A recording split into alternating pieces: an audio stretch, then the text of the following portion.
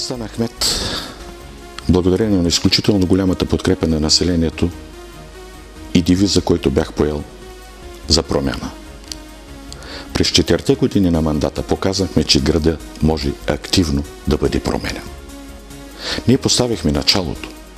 Разчитам на подкрепата на населението, за да продължим с промените, за да направим нашия град по-хубав, по-привлекателен, да създадем още по-добра социална програма, да дадем повече доходи на хората, да върнем старата слава на Хисаря и да го направим град, приличащ на най-добрите европейски градове.